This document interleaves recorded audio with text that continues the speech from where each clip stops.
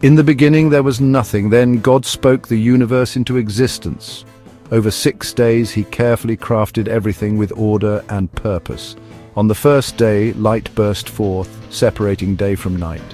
On the second day the sky stretched above, dividing the waters below from the heavens. On the third day dry land emerged, vibrant greenery and towering trees covered the earth. On the fourth day the sun blazed in the sky, the moon and stars shimmered, marking time and seasons. On the fifth day birds took flight, fish filled the oceans, and the world teemed with life. On the sixth day land animals roamed, and finally God formed mankind in his image, granting them dominion over creation. And the Spirit of God hovered over the waters, ready to begin the magnificent work of creation. This is where our story begins, the story of creation as told in the book of Genesis. It's a story shared by many cultures and faiths, a testament to the enduring human need to understand our place in the universe. Over the next 6 days, we will witness the unfolding of creation in all its wonder. And God said, "Let there be light," and there was light. God saw that the light was good, and he separated the light from the darkness. God called the light day, and the darkness he called night. And there was evening, and there was morning, the first day. This first act of creation is perhaps the most fundamental. Light, the very essence of life and energy, banishes the darkness and sets the stage for all that is to come.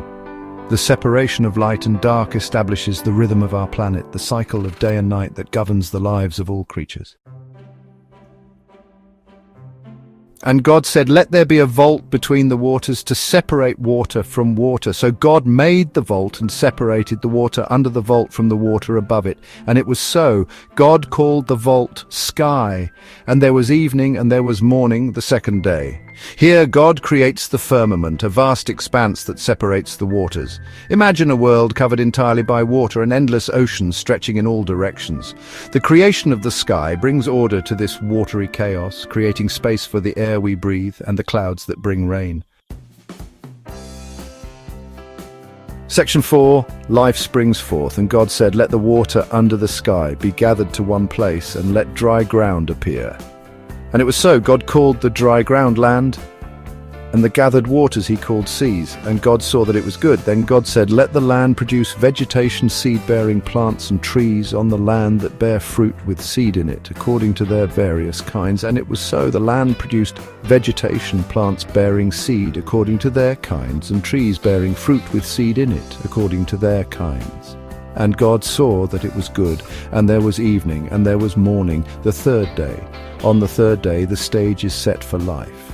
Dry land emerges from the receding waters, creating continents and islands. Then in an explosion of color and form, plants begin to grow. Trees reach for the sky, their branches laden with fruit. Grasses carpet the ground, and flowers bloom in a dazzling array of colors. Section 5. A universe teeming with creatures. And God said, "Let there be lights in the vault of the sky to separate the day from the night, and let them serve as signs to mark sacred times and days and years, and let them be lights in the vault of the sky to give light on the earth." And it was so. God made 2 great lights, the greater light to govern the day, and the lesser light to govern the night. He also made the stars. God set them in the vault of the sky to give light on the earth, to govern the day and the night, and to separate light from darkness. And God saw that it was good. And there was evening and there was morning, the fourth day. And God said, "Let the water teem with living creatures, and let birds fly above the earth across the vault of the sky." So God created the great creatures of the sea, and every living and moving thing with which the water teems, according to their kinds, and every winged bird according to its kind. And God saw that it was good.